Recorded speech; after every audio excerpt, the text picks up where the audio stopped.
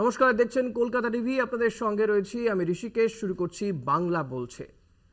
আজও বাংলা বলছেতে আমাদের আলোচনায় অতি অবশ্যই গতকাল কলকাতা হাইকোর্ট যে এসএসসির যে নিয়োগ দুর্নীতি অর্থাৎ যে নিয়োগ দুর্নীতি নিয়ে যে রায় দিয়েছে কলকাতা হাইকোর্ট, প্রায় 26,000 চাকরি বাতিল হয়ে গিয়েছে এক রায়। তা নিয়ে রাজ্য রাজনীতিও কিন্তু তোলপাড় রয়েছে। আজও মুখ্যমন্ত্রী মমতা বন্দ্যোপাধ্যায় একাধিক অভিযোগ করেছেন। পাশাপাশি আজকে রাজ্যে এসেছেন অমিত শাহ, কেন্দ্রীয় স্বরাষ্ট্রমন্ত্রী। তার মুখেও এই শিক্ষক নিয়োগ দুর্নীতি আর তা নিয়ে তিনি এ রাজ্যের শাসক দলকে বিত্তে ছাড়েননি। এরই মধ্যে যেটা জানা যাচ্ছে যে এসএসসি তারা সুপ্রিম কোর্টের দ্বারস্থ হচ্ছে। আগামীকালই তারা সুপ্রিম কোর্টে যাবে এই কলকাতা হাইকোর্টের যে রায়, সেই রায়কে চ্যালেঞ্জ করে। কারণ এক্ষেত্রে এসএসসির গতকালই বক্তব্য ছিল যে কম বেশি 5,000 জনের বিরুদ্ধে অভিযোগ ছিল। তাহলে কেন গোটা প্যানেল বাতিল? 26,000 যারা চাকরি পেয়েছিলেন চাকরি হারা হলেন, অর্থাৎ বাকিদের কেন চাকরি গেল? যারা যোগ্য প্রার্থী তাদের কেন চাকরি গেল? সেই নিয়েই কিন্তু তারা সুপ্রিম কোর্টের দ্বারস্থ হচ্ছে। এবং এক্ষেত্রে আমরা আজকে রাজ্যের বিভিন্ন প্রান্তে যোগ্য যারা ছিলেন, চাকরি প্রার্থী যারা ছিলেন বা যারা চাকরি করছিলেন, যারা রায়ের আগে পর্যন্ত শিক্ষক ছিলেন বিভিন্ন স্কুলে, এক লহমায় তাদের চাকরি চলে গেছে। যদিও এখনো পর্যন্ত খাতায় কলমে অফিসিয়ালি তাদের হয়তো চাকরি যায়নি, কিন্তু এই রায়ের পরে তারাও কিন্তু আতান্তরে পড়েছেন। বিভিন্ন জায়গাতে তারা বিক্ষোভ প্রতিবাদ দেখিয়েছেন। আমরা দিনভর সেই ছবি আপনাদেরকে দেখিয়েছি যে বিভিন্ন জায়গাতেই বিক্ষোভ প্রতিবাদ তারা দেখিয়েছেন। আজকেও আমরা দেখেছি যে মমতা বন্দ্যোপাধ্যায় তিনি ক্ষোভ প্রকাশ করেছেন এবং শুভেন্দু অধিকারীকে নাম না করে তিনি আক্রমণ করেছেন। আজকে মূলত এই বিষয়গুলো নিয়েই আমরা আলোচনা করব। আমাদের সঙ্গে যারা রয়েছেন এই প্যানেলে তাদের সঙ্গে আপনাদের আলাপ করিয়ে দিয়ে আমার সঙ্গে রয়েছেন তৃণমূলের মুখপাত্র বৈষ্ণব চট্টোপাধ্যায়। বৈষ্ণব, স্বাগত আপনাকে। রয়েছেন বিজেপির পক্ষ থেকে স্নেহায়ন সরকার। স্নেহায়ন, স্বাগত আপনাকে। রয়েছেন কংগ্রেসের পক্ষ থেকে অনিন্দ্য রায় চৌধুরী। অনিন্দ্যদা, স্বাগত আপনাকে। রয়েছেন গৌতম রায়, সিপিআই মুখপাত্র, আপনাকেও স্বাগত, সিপিআই নেতা। আমি প্রত্যেকের কাছেই যাব, তবে তার আগে মমতা বন্দ্যোপাধ্যায় আজকে তিনি একটি নির্বাচনী জনসভা থেকে এই যে 26,000 যাদের চাকরি চলে গেল তা নিয়ে বিজেপিকে যেমন তোপ দেখেছেন, গতকালই তিনি বলেছিলেন যে বিজেপির বিচারালয় হয়ে গিয়েছে। আজকে তিনি কিন্তু শুভেন্দু অধিকারীকে আক্রমণ করেছেন, পাশাপাশি বিজেপি কেন্দ্রীয় সরকারকেও তোপ দেখেছেন। ঠিক কি বলেছেন দেখব একটি প্রতিবেদন। যারা দিয়েছে টাকা তারা ভয়ে মুখ খোলে না। সবচেয়ে বড় কুকর্মটা করেছে যে কার নাম বড় গদ্দার।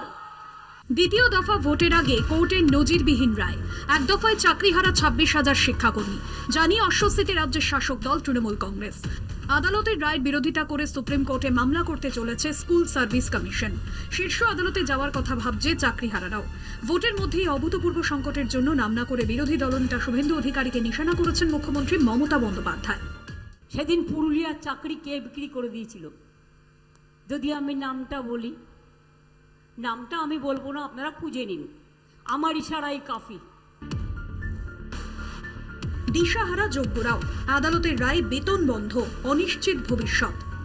সিবিআই অনেক আগে লিস্ট ধরিয়ে দিয়েছিল, তাহলে সেই লিস্টগুলো তাদের হাতে অলরেডি আছে।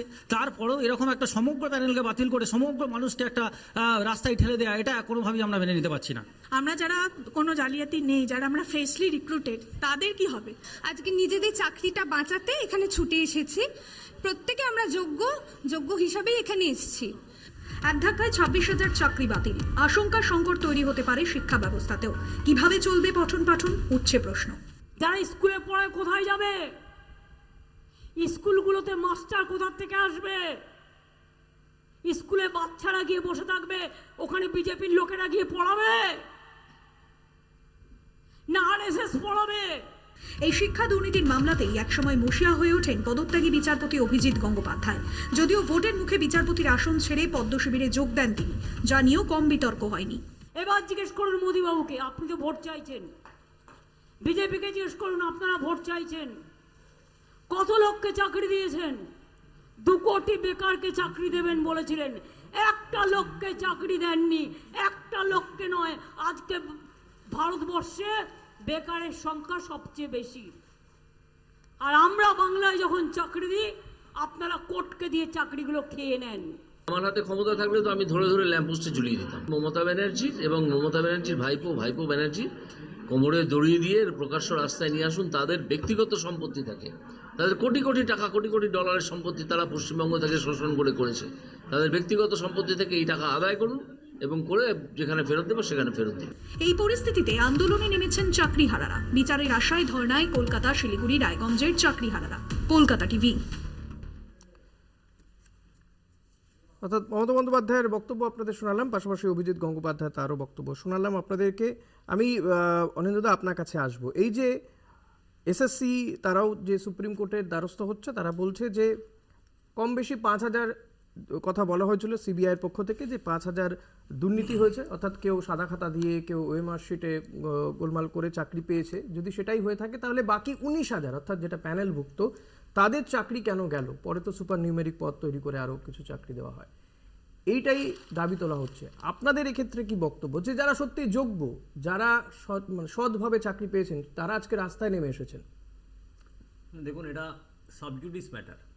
আমি যেমন একজন কংগ্রেসের মুখপাত্র, তেমনি আমি একজন আইনজীবীও। যেহেতু ম্যাটার সাবজুডিস, সেহেতু জাজমেন্টটাকে খুব ভালো করে পড়লে কিছু কিছু জায়গায় অ্যাম্বিগুইটি আছে, আবার কিছু কিছু জায়গায় জাজমেন্টটাকে যদি সঠিক আলোকপাতও করেছেন। এখন কালকে নাকি আপনার খবরে দেখলাম যে রাজ্য সরকার এবং এসএসসির অ্যাডভোকেটরা কোর্টে যাবেন। এখন সুপ্রিম কোর্ট কীভাবে বিচারধারা করবে না করবে সেটা দেখতে হবে। এখনও 2 ধরনের জাজমেন্ট আছে সুপ্রিম কোর্টে। ফেব্রুয়ারি মাসে সুপ্রিম কোর্ট বলেছিল যে পুরো প্যানেলটা বাতিল করার জন্য অবজারভেশন একটা দিয়েছিল।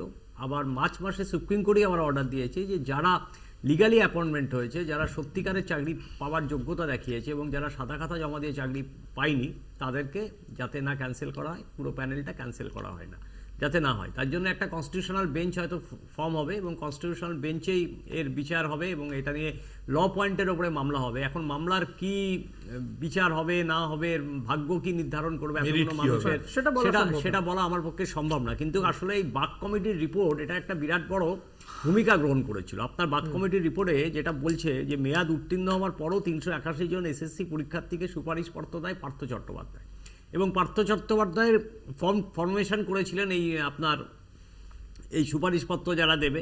এবং আপনার মনে আছে এর মধ্যে 222 জন যারা লিখিত পরীক্ষায় পাশ করেনি এবং সাদা খাতা জমা দিয়েও পাশ করেছিল। তাহলে 222 জনের যোগ্যতা নেই। তাহলে এই 222 জন যে জায়গায় পার্থ চট্টোপাধ্যায় সুপারিশে আজকে যারা ক্যান্ডিডেট, আজকে যারা পাশ করলো এবং চাকরি করছে, তাহলে এই বাকি যারা মেধা ছিল, যারা ভালো পরীক্ষা দিয়েছে, যারা অর্থ কষ্ট থাকা সত্ত্বেও পরীক্ষায় বসেছে, যারা বিভিন্ন জায়গায় টিউশন নিয়েছে, তাহলে এই 222 জনকে বঞ্চিত করা হলো এবং তার সাথে 381 জনকে বঞ্চিত করা হলো।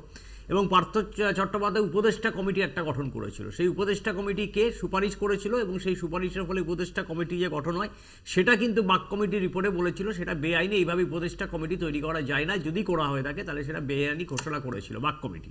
এবং তার সাথে শান্তিপ্রসাদ সিংহ মধ্যশিক্ষা পর্ষদের সভাপতি, কল্যাণময় গাঙ্গুলি এবং এরা এখানকার তৎকালীন কেউ প্রেসিডেন্ট, কেউ মধ্যশিক্ষা পর্ষদের সভাপতি ছিলেন। এবং ভুয়ো সুপারিশপত্র দেওয়ার জন্যে এখানে একটা কর্মী নিয়োগ হয়, কর্মীদের একটা তৈরি হয় এবং এখানে যারা কমিটি মেম্বার ছিল প্রত্যেকেই ভুয়ো এই নিয়োগপত্র দেয়। এখন প্রশ্ন হচ্ছে যে সাদা খাতা জমা দেওয়া, ওএমআর শিট থেকে শুরু করে সমস্ত কিছুই যদি কলকাতা হাইকোর্টের মনে হয়েছে, কলকাতা হাইকোর্টে দেবাংশু বসাকের মনে হয়েছে, উনার অবজারভেশন, উনার মনে হয়েছে যে উনি আজকে যে হয়েছে পুরো প্যানেলটাকে বাতিল করেছে। এখন প্যানেলটা পুরো বাতিল করতে গিয়ে অনেকগুলো জিনিসও আমাদের লক্ষ্য করতে হবে, যে যাতে আমরা দেখি যে যারা সত্যিকারের পরীক্ষা দিয়ে চাকরি পেয়েছে তারা যেন এই দেবাংশু বসাকের অর্ডারের এফেক্টটা না পায়। কেন এখানে কিছু লোক আছে যারা তৃণমূলের দ্বারা প্রভাবিত হয়ে টাকা দিয়েছে।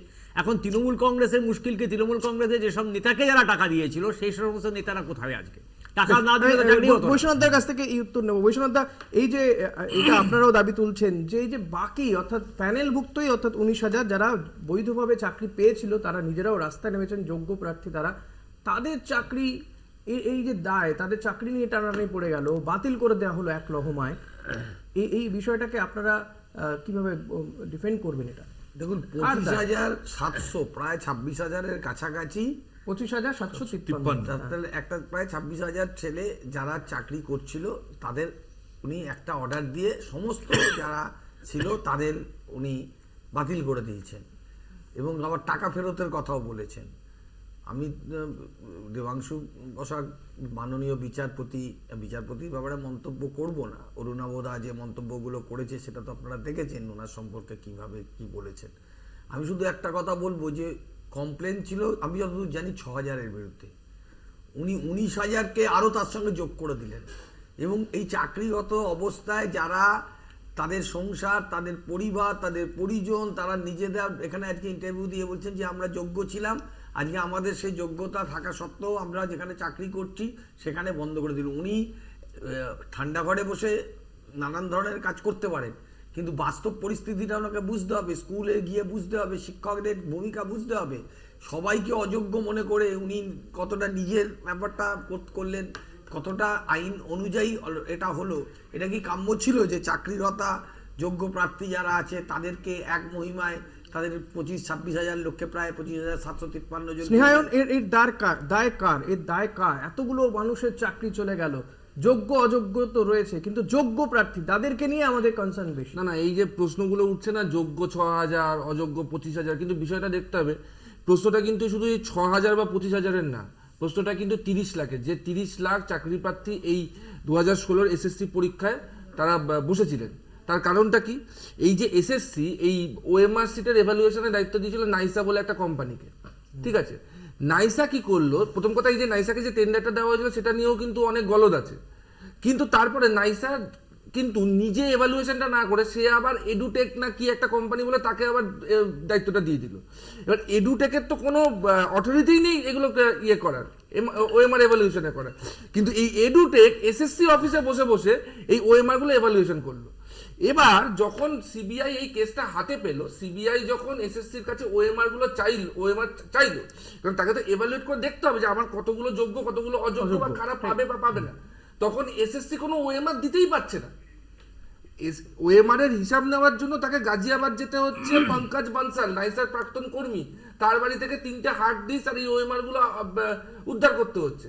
তো বিষয়টা হচ্ছে যে এখানে যখন এভালুয়েশন, মানে আজকে দেখুন দেবেংশু বসাক বা মোহাম্মদ সাবির রাশিদ উনাদের যে জাজমেন্ট, তার উপর তো আমি কমেন্ট করতে পারি না, কিন্তু কোথাও দাঁড়িয়ে এই পুরো প্রক্রিয়াটার মধ্যে যে গলতটা তৈরি করে রাখলো এসএসসি এবং রাজ্য সরকার, তার কারণে তো আজকে সবাই সাফার করছে। আজকে 6,000 কেন, এই 25,000 পরিবার যে তাহলে তদন্ত কি হলো? অযোগ্যদের খুঁজেই বার করা গেল না? গৌতম দা, আপনার কাছে নিঃসন্দেহে আসবে, একটা ছোট্ট বিরতিতে যেতে হবে। এখানেই প্রশ্ন উঠছে যে তাহলে তদন্ত কি হলো এতগুলো দিন ধরে, যে যেখানে অযোগ্যদেরকে খুঁজেই বার করা গেল না? একটা ছোট্ট বিরতি নেব, ফিরবো বিরতির পর, সঙ্গে থাকবেন। ফিরলাম বিরতির পর, দেখছেন বাংলা বলছে, আপনাদের সঙ্গে রয়েছি আমি ঋষিকেশ। আমি গৌতম দা আপনার কাছে আসবো, যে প্রশ্ন সবার কাছে মোটামুটি রাখছি, যে এই যে বিপুল সংখ্যক যারা চাকরি করছিলেন শিক্ষক, তারা এক লহমায় কার্যত বেকার হয়ে গেলেন, তাদের হা হুতাশ আপনারা শুনতে পাচ্ছেন। যারা বলছেন আমরা যোগ্য, আমাদের কেন চাকরি যাবে? তাহলে এই সিবিআই যারা এতদিন ধরে তদন্ত করলো, তারা কে যোগ্য কে অযোগ্য খুঁজে বার করতে পারলো না? কি তদন্ত হলো তাহলে? এর দুটো পার্ট আছে, এই জন্য বলছি। একটা যে পার্ট, সেই পার্টে দেখবেন যে এই সাবজেক্ট নিয়ে সুপ্রিম কোর্টে গেছে রাজ্য সরকার, সেটা আবার কলকাতা হাইকোর্টে ফিরেছে, ডিভিশন বেঞ্চে এই রায় হয়েছে। এখন প্রশ্ন হচ্ছে, আবার এই রায়ের বিরুদ্ধে এসএসসি এবং রাজ্য সরকার সুপ্রিম কোর্টে যেতে চাইছে। এই কোটি কোটি টাকা আমরা যারা কর দিই, সেই টাকা দিয়ে এই কেস লড়া হবে। আচ্ছা, এই কেস লড়া হোক, কিন্তু 1 নম্বর কথা হচ্ছে যে কোর্টে যখন বারবার বলা হয়েছিল, বারবার এই কেস চলাকালীন, যে এসএসসি ওএমআর সিটটা দিক, সাপ্লাই করুন, ওএমআর সিট এসএসসি সাপ্লাই করেনি। এই ওএমআর সিটটা নষ্ট হয়ে গেছে বলা হয়েছে। তারপরে সিবিআই এই ওএমআর সিটটাকে আবার রিইনস্টেট করেছে। এর কি উত্তর আছে? 2, শিক্ষার দুর্নীতি নিয়ে আজকে গোটা পশ্চিমবঙ্গ কেন, গোটা দেশ তাকিয়ে দেখছে পশ্চিমবঙ্গের দিকে। আমি পশ্চিমবঙ্গবাসী হিসাবে এর থেকে লজ্জাজনক ঘটনা পশ্চিমবঙ্গে আর ঘটেছে বলে আমার জানা নেই। গোটা দেশে ঘটেছে কিনা জানা নেই।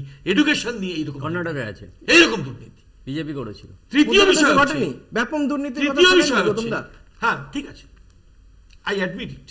তৃতীয় বিষয় হচ্ছে যে সব থেকে বড় বিষয়, যেটা আপনি যে কোশ্চেনটা আপনি তুললেন, যে যোগ্য আর অযোগ্য। কোর্টের এই রায়েতে পুনর্মূল্যায়ন বলে একটা কথা আছে এবং একটা প্রসেস আছে, যে প্রসেসে বলা হয়েছে যে যোগ্য লোকরা তাদের নির্ভয় থাকতে বলা হয়েছে, তাদের চাকরি যাওয়ার কোনো জায়গা নেই, চাকরি আবার ফেরত পাওয়া যাবে। আচ্ছা বলুন তো, এটা তো অস্বীকার করা যাবে না যে বারবার এটা কোর্টে কিন্তু সেটাই, কোর্টে আমার দাঁড়িয়ে, প্রশ্ন না বললাম আমি না। আমি এটা বলতে চাইছি ঋষিকেশ, এটা আমার বলতে দিতে হবে। সেটা হচ্ছে বলুন, আপনাকে বলতে দিচ্ছি। কোর্টে দাঁড়িয়ে বারবার বলা হয়েছে যে কতজন যোগ্য কতজন অযোগ্য এসএসসি কোনো জবাব দিতে পারেনি। বারে বারে গভর্নমেন্টের আমারও থেকে তো এখানেই এসএসসি প্রশ্ন। থেকে কেন উত্তর দেওয়া হয়নি? বুঝতে আজকে পেরেছি। যে তথ্য বৈষম্যটা এই জায়গাতে আজকে আমার যে বুঝতে তথ্য পেরেছি। এসএসসি বুঝতে পেরেছি দিচ্ছে আপনার বক্তব্য। যে এতজন আমার- যোগ্য এতজন অযোগ্য, সেই দিন কেন এই তথ্যটা হাইকোর্টে প্রকাশিত হলো না, প্রকাশ বেশ করা গেল বেশ না? বেশ এই বুঝতে পেরেছি। আমি কথাকে বৈষ্ণবদের কাছে আসবো। অস্বীকার করতে পারে? প্লিজ, বোঝা গেছে। আমি সরকার এই বৈষ্ণবদের কাছে দায়ভার আসবো। অস্বীকার করতে বৈষ্ণবদের পারে? এই যে বিষয়টা, যে তাহলে এতদিন ধরে যে তদন্ত হলো এবং কারা অযোগ্য তারা তো নিজে এসে বলবে না যে আমি দুর্নীতি করেছি বা আমি সাদা খাতা জমা দিয়েও চাকরি পেয়েছি, কেউ এসে বলতে আসবে না। তাহলে টাকাটা ফেরত দেবে কারা? এটা যেমন একটা বিষয়, এটা কে বার করবে খুঁজে? তদন্তকারীরাই যদি খুঁজে না বার করতে পারলো, এবং তাদের জন্য প্যানেলভুক্ত 19,000, প্যানেলের বাইরে আরো বেশ কিছু সংখ্যক, অর্থাৎ টোটাল যদি দেখা যায় প্রায় 21,000 যারা যোগ্য প্রার্থী, তারা কোথায় যাবে? এইটাই তো ওই অর্ডারের জায়গাটা, এই পোর্শনটাই তো আমরা বারবার বলতে চাইছি যে হাইকোর্টের এই রায়ের ফলে যাদের যোগ্যতা আছে, যারা যোগ্যতা সত্ত্বে এখানে পেয়েছে, ওনারা প্রথম, যেটা আমি কালকেও এসএসসি চেয়ারম্যানের একটা প্রেস ব্রিফিং দেখছিলাম, তাতে উনি বলছিলেন যে 6,000 মতো এর ক্যান্ডিডেটের বিরুদ্ধে অভিযোগ আছে, বাকি 19,000-এর বিরুদ্ধে তো অভিযোগ ছিল না। তাহলে একই সাথে দুজনকে এক করে সবাইকে তাদের চাকরি বাতিল করে দেওয়া হলো কেন? তাহলে তো এইখানটা বুঝতে হবে, একজন বিজেপি পার্টির নেতা বললেন আমি বোমা ফাটাবো, এবং সেই বোমাতে ঘায়েল হবে তৃণমূল। আর জজ সাহেবের অর্ডারটাকে তিনি মিন করলেন কিনা সেটাও অনেক কাগজে লিখলো। তাহলে বোমাটা কোথায় বাঁধা হলো? বোমাটা কি কোনো পার্টি অফিসে বিজেপির বাঁধা হলো, না জজ সাহেবের ঘরে বাঁধা হলো? এটা তো বুঝতে পারলাম না। উনি কি ওই রায়টাকে মিন করে বললেন বলেই সবাই বলছে। তো এটা আমি বলছি যে এই রায়টা যেটা হয়েছে, মানে আপনি এটা বলছেন এই এই রায় পলিটিক্যালি দুর্নীতিটাকে মোটিভেটেড, condemn যে কথা করতে মমতা হবে। বন্দ্যোপাধ্যায় এটা বলছেন। অভিজিৎ রায়টা endorse করার কোনো জায়গা নেই। এই রায়টাকে আমি বলছি কেন মোটিভেটেড। অভিজিৎ গাঙ্গুলি তিনি আজকে বলছেন রায় দেওয়ার, উনি এই মানসিকতা নিয়ে উনি রায় দিয়েছেন যে উনি ভবিষ্যতে বিজেপির প্রার্থী হবেন। বেশ, আমি আসবো এবার দেবাংশু বিজেপি বাবুর প্রতিনিধির মনে কাছে কি আছে আসবো। একটা আমি জানি ছোট্ট না। বিরতিতে যেতে হবে, আবারও একটা বিরতি নিয়ে ফিরবো, আবারও সঙ্গে থাকবেন আপনারা। কিছু করার নেই। ফিরে এলাম বিরতির পর, দেখছেন বাংলা বলছে, আপনাদের সঙ্গে রয়েছি আমি ঋষিকেশ। আমি স্নেহায়ন আপনার কাছে যাব। বৈষ্ণবদার যে কথা বলছিলেন, যে অভিযোগ শুধুমাত্র বৈষ্ণবদা করছে না, তৃণমূল নেত্রী মমতা বন্দ্যোপাধ্যায় তিনিও বলছেন যে এই রায় পুরোটাই পলিটিক্যালি মোটিভেটেড, এবং তার আরও কথা যে কোথাও গিয়ে শুভেন্দু অধিকারী যে হিন্টস গত সপ্তাহে দিচ্ছিলেন যে আগামী সপ্তাহে ধামাকা হবে, বোমা ফাটবে। না দেখুন, একটা বাংলাটা কথা না, যে চোরের মায়ের বড় গলা, যে এত বড় একটা দুর্নীতি, 25,000 পরিবার আজকে জলে পড়ে গেল, তারপরও দাঁড়িয়ে মুখ্যমন্ত্রীর পদত্যাগ করা উচিত, তিনি না করে এখনো এইসব কথা বলছেন। আর শুভেন্দুবাবু যেটা বলেছেন সেটা রাজনৈতিক বোমার কথা। বিষয়টা হচ্ছে যে এই 6,000 যে নাম, আমরা তো আবারও বলছি, এই 6,000 নাম যখন এই তদন্ত চলছে, তখন কলকাতা হাইকোর্ট বারবার করে এসএসসিকে বলেছে যে দিতে। তো এই 6,000 নাম যদি রাজ্য বা এসএসসির কাছে থাকে, তো সেটা কোর্টে দেয়নি কেন? না তারা বলছে আমরা জানি না। হ্যাঁ, 6,000 অযোগ্যের নামটা দিয়ে দিল তো। কিন্তু আমার কথা হচ্ছে, শুনুন, এই 6,000 বা 19,000 নিয়ে না, 6,000 আপনি ভাবুন, 19,000 আমার সোজা প্রশ্ন, এসএসসি বা রাজ্য, তাদের বিরুদ্ধে তো আপনাদের অভিযোগ যে দুর্নীতি হয়েছে, দুর্নীতি করে চাকরি দেওয়া হচ্ছে, সে কারণে সিবিআই তদন্ত। তাহলে তদন্তকারীরা এতদিন ধরে কি করলো যে এই 5,000 কি 6,000 সংখ্যাটা বাড়ি করতে পারলো না? কত করবে কোথা থেকে? ওএমআর তো জ্বালিয়ে দিয়েছে এসএসসি। তার মানে তো সিবিআই তদন্ত নিয়ে কি বলবেন তাহলে? এরপরও সিবিআই তদন্ত চাইবেন? দাদা, মিসিং লিংক রয়েছে বলেই তো সিবিআই কে তদন্ত দেওয়া। সিবিআই তো বলছে, তাহলে তদন্তকারীরা কি করলেন? তো ওএমআর না থাকলে আপনি ডিটারমাইন করবেন কি করে যে হু ইজ এলিজিবল এন্ড দাদা, জিনিসটা নেই, আমার জিনিস হারিয়ে গিয়েছে বলেই তো আমি পুড়িয়ে দিয়েছে। তো এটা তো এসএস সিবিআই তদন্তে সীমাবদ্ধতা রয়েছে। অনিন্দদা, তাহলে কি সিবিআই তদন্তে ব্যর্থতা রয়েছে? না সীমাবদ্ধতা রয়েছে? সীমাবদ্ধতা না এই যে জিনিসগুলো এই প্রবলেমটা হয়েছে, এই দুর্নীতি না, না, হয়েছে আচ্ছা, বলে সেই- আপনারা সেই অভিযোগ করেছিলেন, হ্যাঁ বা যারা যোগ্য প্রার্থী তারা বঞ্চিত হচ্ছেন তারা অভিযোগ করেছেন, তারপরে সিবিআই তদন্ত হয়েছে করেছে তো। খুঁজে বার করার জন্য যে খুঁজে কারা বার করার অযোগ্য জন্য তো। কারা হ্যাঁ। অযোগ্য, তাই তো? হ্যাঁ। সবটাই ঠিক আছে, আবার তাহলে বলছি বার তো। করতে পারলো না কেন পারলো না, এই তাহলে কারণে তো সিবিআই বলছি তো। তাহলে সিবিআই বার করতে পারলো না কেন? এর দায় কার তাহলে? আমি তো আবারও বলছি যে ওই মাসে বেশ বেশ বুঝতে তুলে পেরেছি, দিয়েছে। আপনার বক্তব্য বুঝতে পেরেছি, না, আপনার কাছে প্রথমে- এর উত্তর নেই সঠিক। আমি অনিন্দিতার কাছে আসবো। প্রথমে বৈশাখাকে অশেষ ধন্যবাদ। উনি বললেন যে আজকে এসএসসিতে দুর্নীতি হয়েছে, 6000 হলেও দুর্নীতি হয়েছে। আমার প্রশ্ন হচ্ছে একটাও দুর্নীতি হবে কেন? হবে না, ঠিক। এসএসসি বলছে যে 5000 জনের বিরুদ্ধে না না 6000 তুমি আপনি এক্ষুনি বলেছেন যে 6000 আমি রিভিউ করে এসএসসি চেয়ারম্যান বলেছে যে 6000 ঠিক আছে। এসএসসি চেয়ারম্যান যদি বলেও থাকে তাহলে কি এসএসসি চেয়ারম্যান তৎকালীন যে চেয়ারম্যান ছিলেন বা এখনকার যে চেয়ারম্যান, যদি তাকে লিঙ্ক খুঁজে পাওয়া যায়, এখন যদিও সিবিআই করছে, তাহলে কি তাকে সরানোর চেষ্টা করা হবে? আমি বলছি এসএসসি চেয়ারম্যান বলেছেন যে 5000 এর বিরুদ্ধে অভিযোগ ছিল, তাহলে বাকিদেরও কেন চাকরি গেল? এটাই না, হচ্ছে মূল সেটা নিয়ে তো কালকে সুপ্রিম কোর্টে যাচ্ছে না, এসএসসি। আমার বক্তব্য তাহলে সিবিআই তদন্ত তাহলে হ্যাঁ, কি আমি হবে বলছি। এতদিন ধরে? দেখুন, শুভেন্দু অধিকারীর নামেও এই উচ্চ মাধ্যমিক টেট এবং প্রাথমিক টেটেও কিন্তু অভিযোগ আছে। তাহলে শুভেন্দু অধিকারীকে ডাকা উচিত, এবং শুভেন্দু অধিকারীর বিরুদ্ধে যে অভিযোগ আছে, অভিযোগ তো সবার বিরুদ্ধেই আছে, তাহলে অভিযোগে কেন তদন্ত করছে না সিবিআই?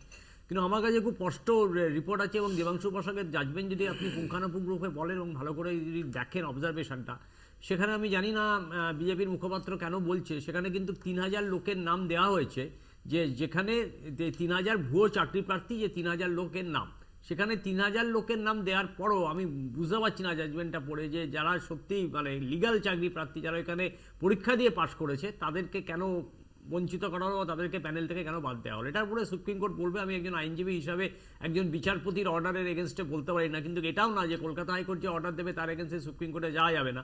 এখন আমাদের প্রত্যেককে সুপ্রিম কোর্টের রায়ের উপরে অপেক্ষা করতে হবে, সুপ্রিম কোর্ট স্টে দেয় না এই অর্ডারটাকেই রেখে দেয়, সেটা কিন্তু আমাদের নজরে রাখতে গৌতম হবে। দা বা বৈষ্ণব দা, এর তো একটা সামাজিক ইম্প্যাক্ট রয়েছে। যারা এতদিন ধরে চাকরি করছিলেন সেই মানুষগুলো, তাদের একটা সামাজিক অবস্থান, তাদের পরিবারের, তারা রোজগারে ছিলেন, চাকরি চলে গেল, টাকা কোথা থেকে রোজগার হবে, এবং যারা তাকে শিক্ষক বলে জানতেন তাদের সামনে কি কি মানে এটা বিজ্ঞাপন হবে তাদের জন্য। না, এইটা আমি আপনাকে বলছি, এটা আমি অন্তত মনে করি যারা চাকরি করতেন, যাদের সংসার আছে, যাদের আজকে সন্তান বা স্ত্রী আছে, তাদেরকে হঠাৎ করে আজকে বেকার করে দেওয়া এবং তারা যোগ্য হওয়া সত্ত্বেও তাদের চাকরিকে এক লক্ষে তুলে উঠিয়ে দেওয়া, তাদের বাতিল করে দেওয়া, এটা একটা কিন্তু তাদের ওপরে সাংঘাতিক চাপ হচ্ছে। এরপরে যদি কারুর কোনো ঘটনা ঘটে, তার জন্য এই রায় দায়ী থাকবেন, যিনি এই রায়টা দিয়েছেন তিনি দায়ী থাকবেন, কারণ তিনি গৌতম দা কি মনে হয়? গৌতম দার এই রায় দেওয়ার গৌতম দার ফলে এই মতামত। রাজ্য ঘটনা যদি সরকার ঘটে, এবং এসএসসি যাচ্ছে সুপ্রিম কোর্টে, ন্যাচারালি সুপ্রিম কোর্টের রায়ের জন্য আমাদের অপেক্ষা করতে হবে।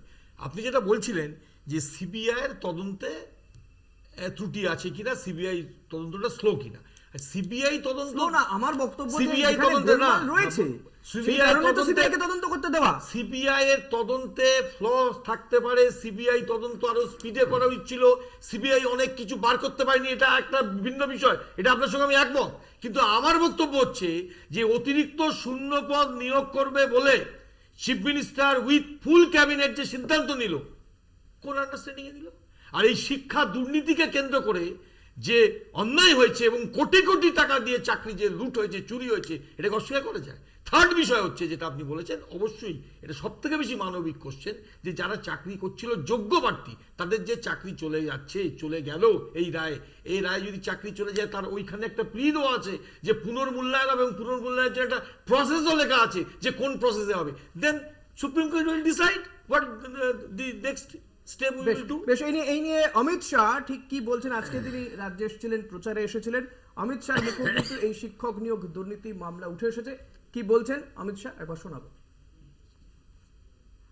कल ही 50,000 সুপ্রিম কোর্ট স্টে দিয়ে দেবে। नौकरियां हाई कोर्ट ने सस्पेंड कर বিকাশ দেব হোক যে দাদা 10 लाख 15 लाख नौकरी के लिए रिश्वत लेते थे। माताओं बहनों, आपके पास आपके भाई बेटों को नौकरी दिलाने के लिए 15 लाख रुपया है क्या? नहीं है। तो उनको नौकरी कैसे मिलेगी? उनके एक मंत्री के घर से 51 करोड़ रुपया कैश निकली, 51 करोड़ रुपया। पार्थ चैटर्जी आज जेल में बैठे हैं। मगर ममता जी अभी भी उसको सस्पेंड नहीं करती है। मैं पूछने आया हूं, एक कटमनी, एक खंडनी, ये नौकरियों में भ्रष्टाचार बंगाल में रुकना चाहिए या नहीं रुकना चाहिए? কুণাল ঘোষ তিনি এই হাইকোর্টের রায় এবং বর্তমানে যে যোগ্য প্রার্থীরা তারা যে বিক্ষোভ দেখাচ্ছেন এই সমস্ত বিষয় নিয়ে কি বলছেন একবার শোনাব। রায় এই চাকরি নিয়ে তার মধ্যে কিছু ধোঁয়াশা, কিছু বিভ্রান্তি, তাতে আরো কিছু প্রশ্নচিহ্ন তৈরি হয়ে যাচ্ছে এবং যারা চাকরিরত এবং যারা চাকরি প্রার্থী তারা বিভ্রান্ত হচ্ছেন। আমরা খুব স্পষ্টভাবে বলি যে আমাদের তৃণমূল কংগ্রেসের সরকারের অবস্থান একদম ক্লিয়ার। যেখানে অন্যায় হয়েছে, যারা অন্যায় করেছে তাদের বিরুদ্ধে তদন্ত, শাস্তি ইত্যাদি যা যা করার কোর্ট করুন। 2, যাদের নিয়োগ নিয়ে তদন্ত দরকার সেটা একটা আলাদা পার্ট, কিন্তু যাদের কোনো অভিযোগ নেই তাদের নিয়োগটা কেন আটকানো হবে? ফলে এই রায়ের পরিপ্রেক্ষিতে যে পরিস্থিতি হোক, যারা সেই সময় পরীক্ষা দিয়েছিলেন এবং যোগ্য, যাদের প্যানেলে অন্তর্ভুক্তি নিয়ে কোনো ডিসপিউট নেই, তাদের যেন কোনো ক্ষতি না হয়, তারা যেন চাকরিটা পায়, এইটাই কিন্তু সরকার শেষ মুহূর্ত পর্যন্ত চেষ্টা করেছে। কিন্তু মুড়ি মিছরি একদর করা একটা দুর্ভাগ্যজনক রায় একটা প্রশ্ন চিহ্ন দিয়ে দিয়েছে। অনিন্দ্যদা, এই জায়গাতেই যে কথা কুণাল ঘোষ বলছেন যে মুড়ি মিছরি এক করে দিয়েছে এই রায়, কিন্তু সুপ্রিম কোর্টে যাবে। আপনাদের যা এখনো পর্যন্ত যা পরিস্থিতি, আইনি দিক থেকে কি মনে হচ্ছে কোন দিকে মোড় নিতে পারে, কোথায় কোথায় লুফলস রয়েছে বলে আপনার মনে হয়? আপনি একজন আইনজীবীও। না, লুফলসের প্রশ্ন না, প্রশ্ন হচ্ছে এটা তো বিচারাধীন বিষয়। এই ব্যাপারে মন্তব্য করা একজন আইনজীবী হিসাবে খুবই আমার পক্ষে অসুবিধে আছে। তো আমার মনে হচ্ছে সুপ্রিম কোর্টে গেলে যদি সুপ্রিম কোর্ট স্টে দেয় প্রসিডিংসটার উপরে, তাহলে বুঝতে হবে লুফলস আছে। সম্ভাবনা আছে। আর যদি স্টে না দেয় তাহলে বুঝতে হবে লুফলস নেই। এখন যেহেতু এটা আবার নতুন করে কালকে ফাইল হচ্ছে এবং আমার কাছে যা খবর আছে, আমি যা খবর পেয়েছি যে স্টেট এবং এসএসসি এবং যারা বঞ্চিত চাকরি প্রার্থী হয়েছেন এবং যারা লিগালি চাকরি পেয়েছিলেন আইনতভাবে, তারা প্রত্যেকেই নাকি ইন্ডিভিজুয়ালি ক্যাপাসিটিতে যাচ্ছে। অতএব এখানে সরকার যাচ্ছে, এখানে এসএসসি যাচ্ছে, এখানে ইন্ডিভিজুয়াল ক্যাপাসিটিতে আরও কয়েকজন আইনজীবী যাচ্ছেন এবং সেখানে আপনার এই অর্ডারকে চ্যালেঞ্জ হবে, এই অর্ডারের লিগাল পয়েন্টের উপরে করবে। এখন যদি ইনিশিয়াল স্টে সুপ্রিম কোর্ট দিয়ে যদি এটাও বলতে পারে, আমার যা ধারণা সুপ্রিম কোর্টের আমরা যতদূর অবজার্ভ করছি, বৈশাখও আইনজীবী বৈশাখও বহুদিন ধরে প্র্যাকটিস করছে, সেখানে হয়তো বলতে পারে যে আফটার 4 জুন অর্থাৎ নির্বাচনের পরে এর একটা শুনানি হবে। তাহলে স্টে দিয়ে দিলে অতএব এই যে operation part of the order, অর্থাৎ অর্ডারটা কার্যকরিতা নিয়ে সন্দেহ প্রকাশ হবে এবং যে আলটিমেটলি সুপ্রিম কোর্টকে যদি, এবং আমরা দেখেছি এসএলপির ক্ষেত্রে সুপ্রিম কোর্ট 2 মিনিট ঠিক টাইম ধার্য করে, 2 মিনিটের মধ্যে এসএলপি আপনাকে বোঝাতে হবে, নাহলে সুপ্রিম কোর্ট সঙ্গে সঙ্গে রিয়েক্ট করবে। তাহলে বুঝতে হবে যে কোনো কারণেই হোক এই অর্ডারে নিয়ে রাজনৈতিক কিছু প্রকারান্তন থাকতে পারে এবং রাজনৈতিক কিছু অভিসন্ধি থাকতে পারে, এবং আমরা যতক্ষণ না এই মামলা শেষ হবে, একদম সুপ্রিম কোর্টের ফাইনাল ভার্ডিক্ট আমরা পাবো, ততদিন পর্যন্ত একজন আইনজীবী হিসাবে, আপনি আমায় বললেন আইনজীবী হিসাবে বলতে, আমার পক্ষে কোনো মন্তব্য করা যথেষ্টই অসুবিধের। বেশ, আমরা অন্যান্যদের কাছেও আসবো। একটা ছোট্ট বিরতি নিতে হবে, বিরতির পরে ফিরে আসবো, সঙ্গে থাকবেন। ফিরে এলাম বিরতির পরে। আপনাদের আগেই জানিয়েছি যে আজকে রাজ্যে এসেছিলেন অমিত শাহ বিজেপি প্রার্থীদের সমর্থনে প্রচার করতে, এবং আজকে এসেও অমিত শাহ কার্যত তিনি জানিয়ে গেছেন যে তারা এবার 30 থেকে 35টা আসন পাবেন, এবং জনগণের উদ্দেশ্যে তার বার্তা যে 35টা আসন দিন, এ রাজ্যে অনুপ্রবেশ বন্ধ করে দেবেন। তার পাশাপাশি আরও বক্তব্য, তার চাঁচাছোলা হুঙ্কার তিনি দিয়েছেন কার্যত যে বিজেপি যদি এ রাজ্যে ক্ষমতায় আসে তাহলে তৃণমূল যারা করে বা তৃণমূল কংগ্রেসের নেতা নেত্রীদেরকে একেবারে উল্টো করে ঝোলাবেন। কি বলছেন শুনুন একবার। ये ममता दीदी और कांग्रेस पार्टी दोनों राम मंदिर का विरोध करते थे, मगर जब बंगाल की जनता ने 18 सीटें दी, किसी की कुछ नहीं चली, अयोध्या में राम मंदिर बन गया। अब आपने 18 सीटें दी तो राम मंदिर हुआ है, 35 दे दीजिए, बंगाल को हम घुसपैठ से मुक्त करा देंगे भाइयों बहनों, मुक्त करा देंगे।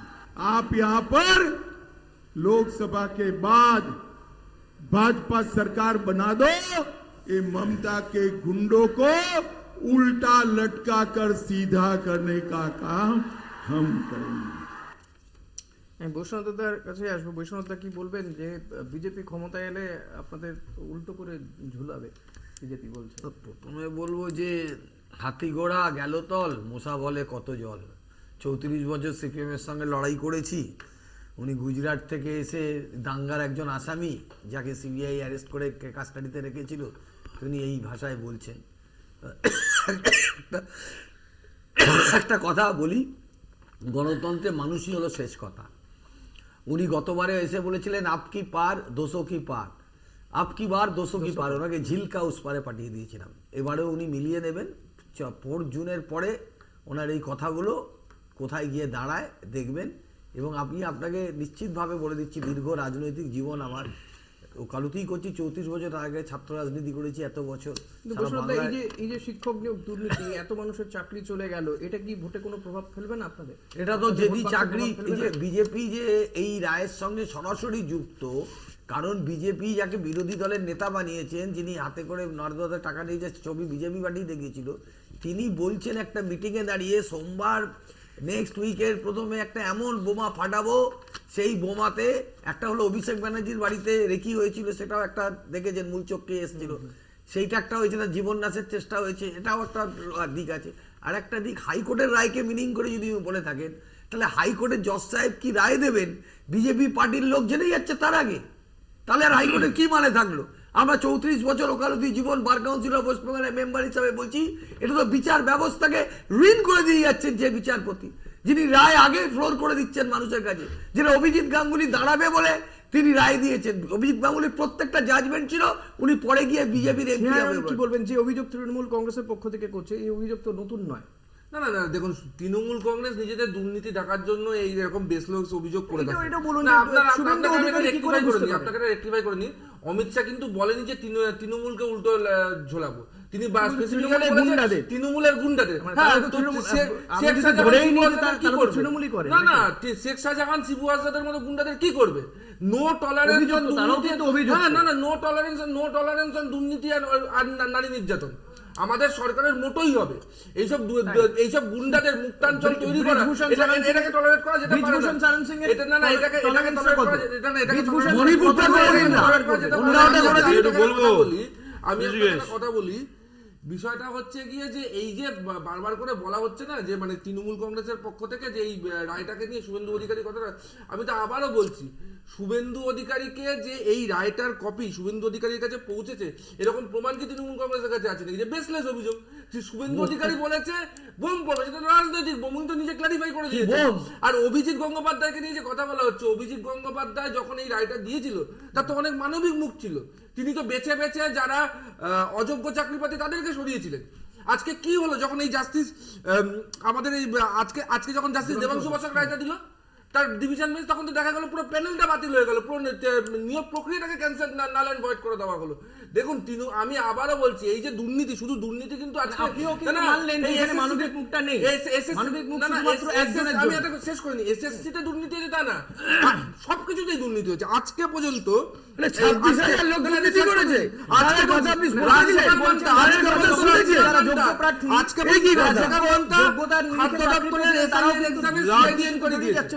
যেখানে না আজকে পর্যন্ত 26,000 লোকের কথা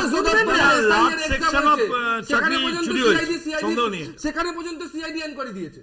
তো যেখানে যেখানে তৃণমূল কংগ্রেস পরীক্ষা করেছে, যেখানে যেখানে নিয়োগ সংক্রান্ত পরীক্ষা করেছে তৃণমূল কংগ্রেস, দেখুন কোথাও না কোথাও দুর্নীতি হয়েছে।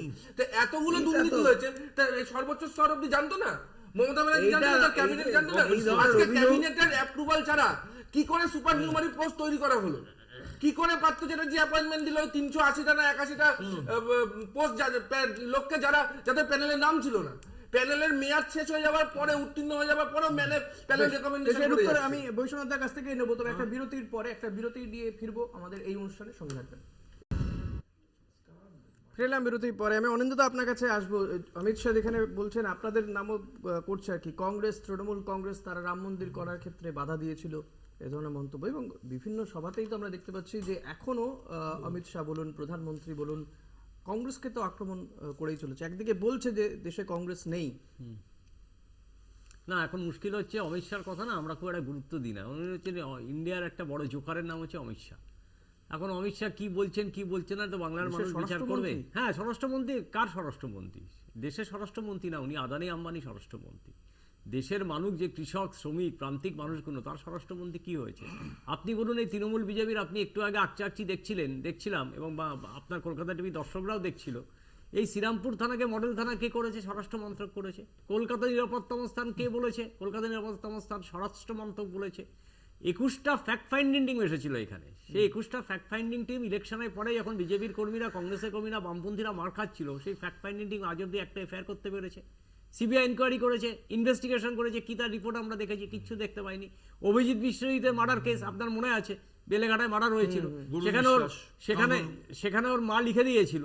সেই মাল লেখাটাকে সিবিআই অফিসাররা টাকাকে পরেশ পালার স্বপন সমাদাকে টাকাকে নিজের ওর মার মতো বয়ান করে সাজিয়ে দিয়েছিল। পরবর্তীকালে সিবিআইয়ের অফিসাররা বদল হয় এবং ওর মা যে যাদের চার্জশিটের অ্যাকিউজ দিয়েছিল সেখানে হাইকোর্ট বলেছে যে এই চার্জশিটের অ্যাকিউজের মধ্যে স্বপন সমাদার পরেশ পালের নাম নেই কেন, বলে এরাই তো মেন অ্যাকিউজ। এবং ওর মার অ্যালিগেশনে এবং ওর ভাইয়ের অ্যালিগেশনে পরিষ্কার বলা ছিল যে এদের ইনস্ট্রাকশনে এদের নির্দেশে যেখানে 34 কমন ইন্টেনশন সেখানে ওদের নাম চার্জশিট থেকে বাদ দেয়। পরবর্তীকালে সাপ্লিমেন্টারি চার্জশিটটাই কলকাতা হাইকোর্টের নির্দেশে সেখানে পরেশ পালার স্বপন সমাদারের নাম আসে। তাহলে এই সিবিআই হচ্ছে আসলে মোদি রায়।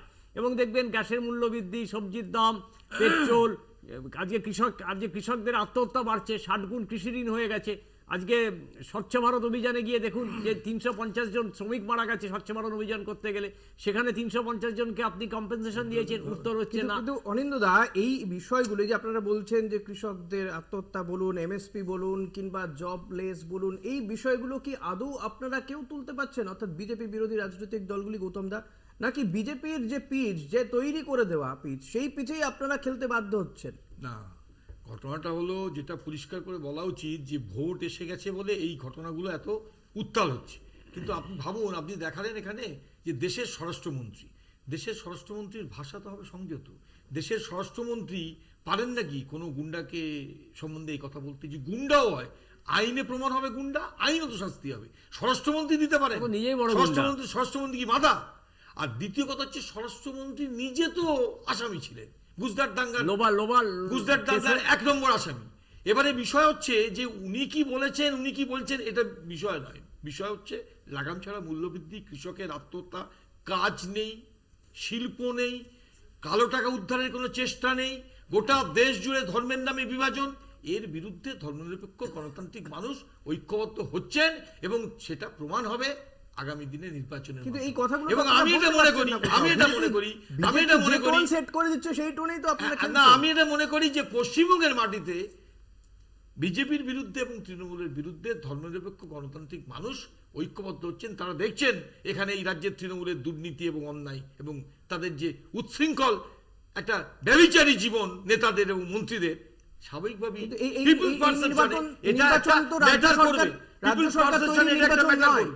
গৌতম দা এই নির্বাচন তো রাজ্য সরকার তৈরি, কিন্তু নির্বাচন এটা ম্যাটার করে।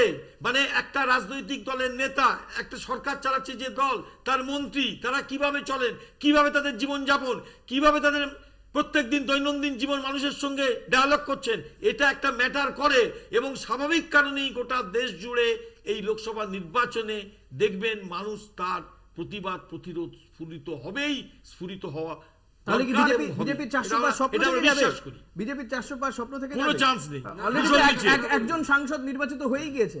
না, আমি কথা দেখুন 400 পার সেটা হবে কি হবে না, কত বিজেপি কোথায় গিয়ে কত সিট পাবে সেটা তো গৌতম বাবু ঠিক করবেন না, সেটা মানুষ ঠিক করবে। 4 তারিখ হয়ে যাবে। আর গৌতম বাবু এখানে দাঁড়িয়ে ভাষা সন্ত্রাসের কথা বলছে, হরে কৃষ্ণ কোঙ্গানের কথাগুলো কি উনি ভুলে গেলেন? আর যদি অমিত শাহ যদি অ্যাকিউজড হয়, তবে নন্দীগ্রাম কাণ্ডে কিন্তু বুদ্ধবাবু অ্যাকিউজ ছিল। কি ভাষা ব্যবহার করছিল বুদ্ধবাবু? আমি এটা কথা বলি, বুদ্ধবাবু অ্যাকিউজ ছিলেন না? কি ব্যবহার ছিল? না, নন্দীগ্রাম কাণ্ডে বুদ্ধবাবু অ্যাকিউজ ছিলেন।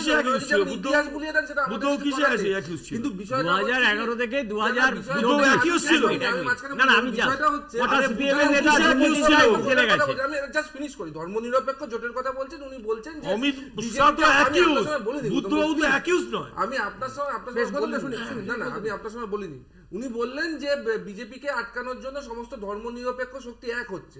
এবার এই ধর্মনিরপেক্ষ শক্তি ধর্মনিরপেক্ষ শক্তিগুলোর মধ্যে কে কে আছে? তৃণমূল কি আছে?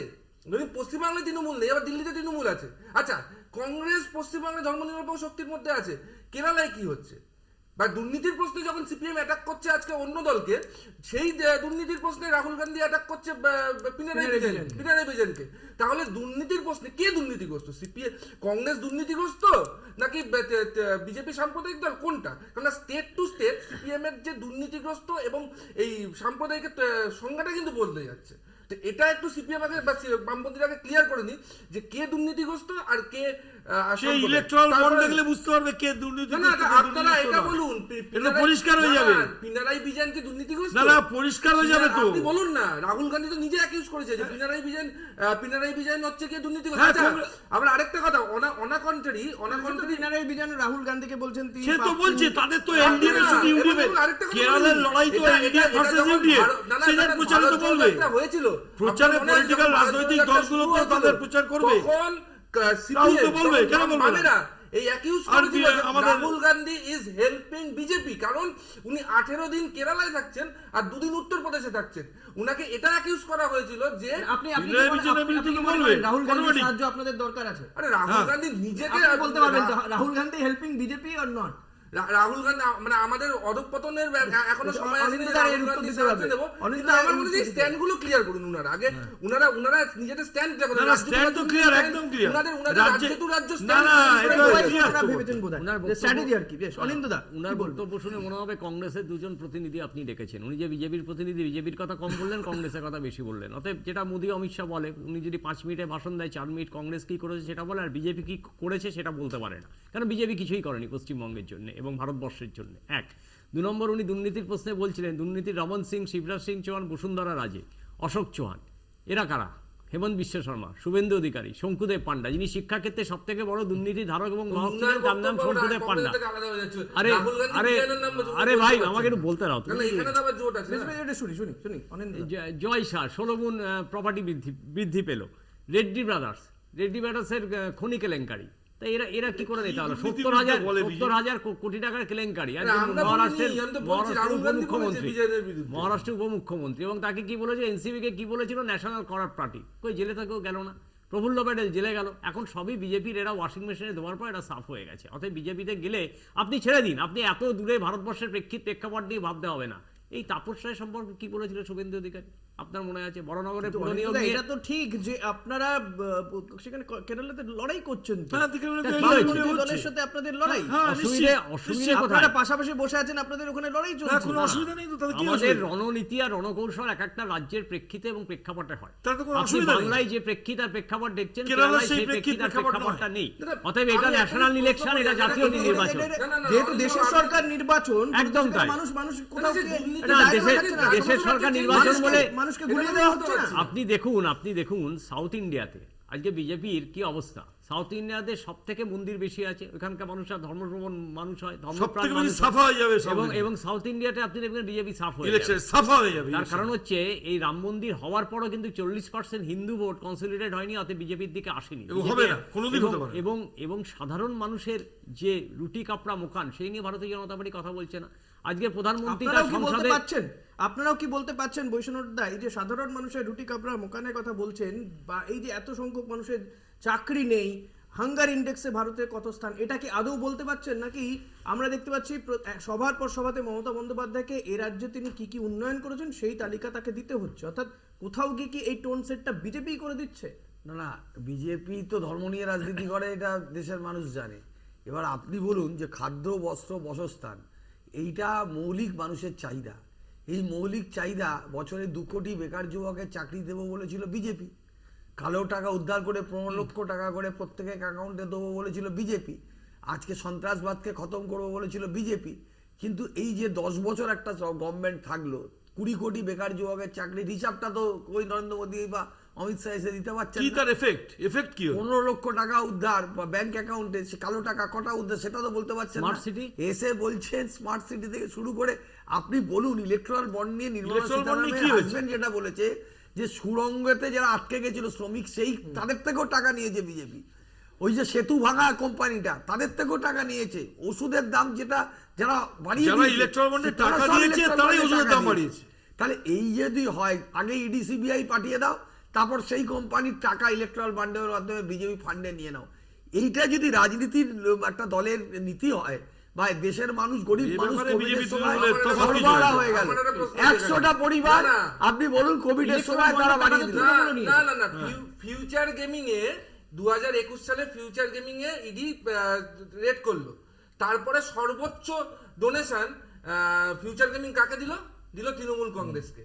কি দেখা যাচ্ছে? আপনি আপনার উত্তরটা দিন না। আপনারা এটাই তো বলছি। আমার উত্তর, আমার প্রশ্নের জায়গায় আপনার প্রশ্ন। তারপরে সব আচ্ছা হলদিয়া না ইলেকট্রাল বন্ডের ব্যাপারে তৃণমূল বিজেপি তফাৎ কিছু নেই। ঠিক, কিন্তু করে দিলে তার কি জবাব দেবে মানুষের কাছে? ব্ল্যাকমেল করেছে, তার কি জবাব দেবে মানুষের কাছে? হ্যাঁ, আমরা দেখি সেটা আমরা জানতে চাই। বন্ডে যে বিপুল অর্থ, সেই 6000 কোটি টাকার উপরে তোমরা যে মেরে দিলে তার কি হবে? এবং সেই কোম্পানির আগে পরে তদন্ত হয়েছে, ইডি সিবিআই যেখানে গেছে, আয়কর দপ্তর গিয়েছে, তারা তারপর সেই সমস্ত মানে সংস্থাগুলো বিজেপির ফান্ডে টাকা দিয়েছে। 26টা কোম্পানি যে যাদের উপর ইডি সিবিআই এর উপর রেড হয়েছে, যারা কিন্তু ইলেকট্রাল বন্ডে টাকা দিয়েছে, ঠিক আছে, তার মধ্যে অনলি 37% বিজেপি পেয়েছে, 63% কিন্তু বিরোধীরা পেয়েছে। তো বিরোধীরা এই টাকাটার বিপুল অংশ বিরোধীরা পেল কেন? আরে 37% তো বিজেপি পেয়েছে, বিজেপি পেল কেন? আমার তুমি তো বিজেপির স্পোকসম্যান, বিজেপি এই অন্যায় দুর্নীতির সঙ্গে যুক্ত যে দেশে অপুষ্টি বাড়ছে, প্রত্যেক দিন বেকারি বাড়ছে, প্রত্যেক দিন মানুষ আত্মহত্যা করছে, আর ইলেকট্রাল বন্ডে ওই কোটি কোটি টাকা আনলো কেন? আমরা তো দিয়েছি, আমি বলছি দেশটা চালাচ্ছ তোমরা, টাকা দিচ্ছি আমরা। ইলেকট্রাল বন্ডে আপনারা 2007 সালে নিয়েছেন, যখন ইলেকট্রাল বন্ড শুরু হয়নি। এই ফিউচার গেমিং এর থেকে আমি বলছি, আমি ভুল যদি তথ্য দিয়ে আপনি আমাকে বলবেন, আমি পরদিন এইখানে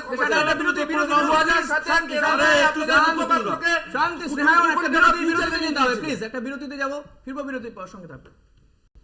তাই না?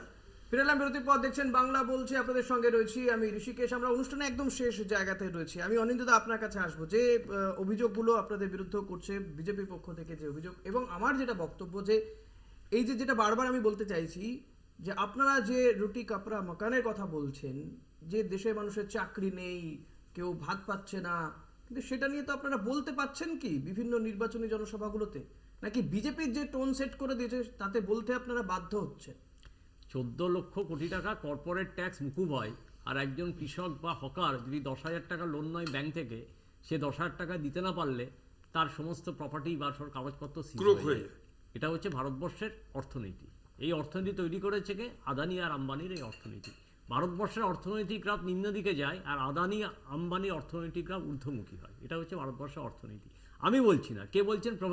প্রভাকরকে সীতারামনের হাজব্যান্ড, একজন চার্টার্ড অ্যাকাউন্টেন্ট, তিনি কি বললেন? তিনি বললেন পৃথিবীর সব থেকে বড় দুর্নীতি হচ্ছে ইলেকট্রাল বন্ড। ইলেকট্রাল বন্ডে সকলে টাকা পেয়েছে, কারণ টাকা তোলার আলাদা কোনো রাস্তা রাখেনি বিজেপি। তাহলে কংগ্রেস আঙুল চুষবে, এটা তো হতে পারে না। কিন্তু দুঃখের বিষয় যেটা, যখন সুপ্রিম কোর্টে মামলা হচ্ছে, সুপ্রিম কোর্টে বিচারপতিরা বলছে সব থেকে বড় করাপশন আপনারা ওয়েবসাইটে দিন, তখন এসবিআই ওয়েবসাইটে দিচ্ছেন না কে কোথা থেকে কত টাকা নিয়েছে, লিঙ্ক ফেলিওর করছে। প্রধানমন্ত্রী বলছেন ইলেকট্রাল বন্ড ছিল বলে দেশের মানুষ জানতে পাচ্ছেন কে কত টাকা পেয়েছেন, কে কে কাকে টাকা দিয়েছেন। গৌতম দা, না, আমি জাস্ট 10 সেকেন্ডে শেষ করে দিই। সুপ্রিম কোর্টে গিয়ে এই ইলেকট্রাল বন্ড বৈধ এবং ইলেকট্রাল বন্ডের সওয়াল করেন কিন্তু ভারতীয় জনতা পার্টি, আর কোনো রাজনৈতিক দল সওয়াল করেন না। প্রধানমন্ত্রী এটাকে যতই সাধুবাদ জানানোর, যতই ক্ল্যারিফাই করার চেষ্টা করুন, সুপ্রিম কোর্ট ছিল বলে এই ইলেকট্রাল বন্ডটা প্রকাশে এলো, আর এসবিআই কে যে চাপ দিয়েছেন সেটা তো পরিষ্কার প্রমাণিত। আর যেভাবে এই সমস্ত কোম্পানিগুলো টাকা দিয়েছে করোনার পিরিয়ডে, তারা ওষুধের দাম সেই সময় থেকে এই যেভাবে বেড়েছে, বৃদ্ধি করেছে, এ তো কল্পনা করা যায় না। ইলেকট্রাল বন্ডের নামে কোটি কোটি টাকা ঘুষ নিয়েছে এই দলগুলো, এবং এদের নিশ্চিতই করে সাধারণ মানুষ, দেশের সাধারণ মানুষের দাবি, তাদের প্রয়োজনে নীতি তৈরি করার কথা ভাড়বে যাক, তারা ভেবেছেন এইটা যে এই জায়গাতে আপনারা যেটা এই শোতে বসে বলতে পাচ্ছেন সেটা তো নির্বাচনী জনসভা কেন বলছি না? নিশ্চয়ই, কারণ বিজেপির সেট করে দেওয়া টোন, সেই টোনের কথা বলতে হচ্ছে। বৈষ্ণবদা, কারণ আপনাদেরকে বৈষ্ণবদের এই মুহূর্তে চিন্তা যে দুর্নীতি, তাদের বিরুদ্ধে যে একাধিক অভিযোগ রয়েছে, সেই অভিযোগ থেকে কি করে রেহাই? না, অন্য বস্তু বাসস্থানের কথা আমরা বলছি, অবশ্যই বলছি। প্রতিবার নির্বাচন আসে, এই ধরনের একটা ধরনের ইস্যু 2016তেও দেখেছি, 2021এও দেখেছি, একটা করে ইস্যু ক্রিয়েট করা হয়, কিছু স্বার্থান্বেষী চ্যানেল এগুলোকে স্পন্সর করে, তারপর যেই হেরে যায় আবার তাদের টোন চেঞ্জ হয়ে যায়। আমি আপনাকে বলছি, আপনি এত তো করা হলো, 26,000 ছেলের কান্না, তাদের পরিবারকে অসহায়ভাবে ফেলে দিয়ে এত তো করলেন। এই যে বিচারকের রায় আগে থেকে বোমা ফাটিয়ে দিচ্ছেন শুভেন্দু অধিকারী, সবটাই বোঝা গেছে। এই যে সাজানো চিত্রনাট্য, এটা কিন্তু বোঝা গেছে যে আপনি বলছেন এটা ভোটে কোনো এফেক্ট হবে না। এবং আমি বিশ্বাস করি যে বাংলার মানুষ আমাদের চেনে, তারা লক্ষ্মীর ভান্ডার পাচ্ছে, তারা স্বাস্থ্যসাথী পাচ্ছে, কন্যাশ্রী পাচ্ছে, রূপশ্রী পাচ্ছে, তফসিলি বন্ধু পাচ্ছে। এই যে আমাদের এতগুলো প্রকল্প যেটা মানুষের কাছে আমরা পৌঁছেছি, আর আমরা দৈনন্দিন 365 দিন থাকি, আমরা তো বসন্তের কোকিল নয় যে আমরা দিল্লি থেকে ভাড়া করা নেতাদের নিয়ে এসে, কেন আমরা বাংলার মাটিতে আমরা নিজেদের পায়ের মাটি আমাদের পায়ের বলছেন ভাতা দিয়ে দুর্নীতি ভুলিয়ে দেওয়া যাবে, ভাতা দিয়ে দুর্নীতি ভুলে দেওয়া যাবে। ব্যাপারটা হচ্ছে বৈশানদা এখানে লক্ষ্মীর ভান্ডারের কথা বললো, আর এই লক্ষ্মীর ভান্ডার পাওয়ার জন্য শিবু হাজরা বলতো রাত্রি 12টার সময় পার্টি অফিসে এসে পিঠে বানানোর কথা। এইটা কোথা থেকে পেলেন লক্ষ্মীর ভান্ডার পাওয়ার জন্য? এটা বলেনি সন্দেশখালী মামলার এই অভিযোগটা করেনি যে শিবু হাজরা বলেছে যে লক্ষ্মী ভান্ডার পেটে হলে রাত্রিবেলা পার্টি অফিসে কোথায় একটা দেখিয়ে দিন আপনি। অনেক ক্লিপিংস আছে দাদা, অনেক ক্লিপিংস আছে, আমরাও বক্তব্য চালিয়েছি, সেখানকার অনেক ক্লিপিংস আছে। অভিযোগ নিঃসন্দেহে রয়েছে কিছু, কিন্তু এই বিষয়টা ছিল না। যাই হোক, আপনি বলুন। না না না, আমার একটাই বিষয় হচ্ছে গিয়ে যে এই নির্বাচন আসবে, নির্বাচন যাবে, কিন্তু এই যে সমস্ত বিষয়ে সমস্ত নিয়োগ কোনটা আপনাদের সবচেয়ে বেশি চিন্তা রাখছে এই রাজ্যে, লক্ষ্মীর ভান্ডার না ইলেকট্রাল বন্ড? আমাদের সব থেকে চিন্তায় রাখছে এই রাজ্যের বুকে সব থেকে বেশি চিন্তায় রাখছে হচ্ছে গিয়ে দুর্নীতি এবং নারীদের ওপর ঘটে চলা ক্রমাগত সন্ত্রাস, এবং এইটা অবিলম্বে বন্ধ করতে হবে, নালে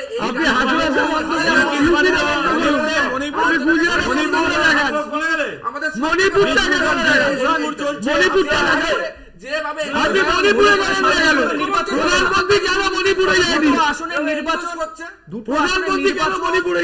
দুটো আসনের নির্বাচন, তারও প্রথম দফাতে নির্বাচন শান্তিপূর্ণ হলো না মণিপুরে, প্রধানমন্ত্রী সেখানে যেতে পারছেন না।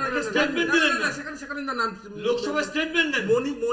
মণিপুরে যেটা ঘটেছে সেটা কিন্তু নির্বাচন, সেটা বিজেপির ইস্তার, সেখানে দুটো গোষ্ঠীর, সেটাই বিজেপির কিন্তু যদি রাজনৈতিক হিংসা বা নির্বাচনকে কেন্দ্র করে কোনো হিংসা থাকে সেটা দেখতে হলে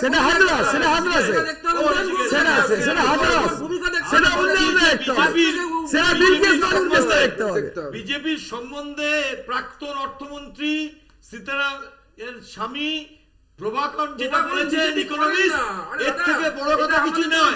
সেটা হচ্ছে বলছেন যে ইনটলারেন্স, যে ধরনের ধর্মীয় বিভাজন, কনস্টিটিউশন চেঞ্জ, এই সব পৃথিবী ফিরে আসতে হবে। ইলেকশন হবে কিনা এটাই সন্দেহ বিষয়, যে ইলেকশন আর হবে কিনা, কনস্টিটিউশন চেঞ্জ হবে, এবং সর্বত্র ইনটলারেন্স, ইনটলারেন্স, অ্যাবসলিউটলি ইনটলারেন্স। যারা বিলকিস বানুকে ধর্ষণ করেছিল, 11 জন ধর্ষক, তাদেরকে কোর্ট কনভিকশন দিয়েছিল লাইফ, তাদেরকে স্বাধীনতার দিন মোদি মুক্তি দেয়। তাহলে নারীদের প্রতি কতটা সম্মান, তাহলে সেটা বলা যাবে। তাহলে মুক্তি দেয় তাদেরকে, মুক্তি দিয়েছে রাজনীতি 15ই আগস্ট। লাল কেল্লা থেকে এবার ঘোষিত হবে কনস্টিটিউশন চেঞ্জ হবে। আজকের সময় আমাদের অনুষ্ঠান এখানে শেষ করতে হচ্ছে। ভারতবর্ষের নির্বাচনের দ্বিতীয় দফা এগিয়ে আসছে এবং রাজনৈতিক উত্তাপও বাড়বে, যদিও আবহাওয়ার উত্তাপও রয়েছে। এর রাজ্যে প্রচন্ড গরম, এর মধ্যেই ভোট হবে। তবে আগামী দিনে আবহাওয়া কোনো সুখবর দেয় কিনা নিঃসন্দেহে সেদিকে আমাদের তাকিয়ে থাকতে হবে, এবং ভোটে কোন খবর আমরা পাবো তার জন্য অতি অবশ্যই আপনাদেরকে নজর রাখতে হবে কলকাতা টিভিতে। আপনাদের চারজনকে অসংখ্য ধন্যবাদ আমাদেরকে সময় দেওয়ার জন্য। ধন্যবাদ আপনাদেরকেও যারা এতক্ষণ ধরে আমাদের এই অনুষ্ঠান দেখছিলেন। পরবর্তী খবর জানতে দেখতে থাকুন কলকাতা টিভি, রাত দিন শান্তি।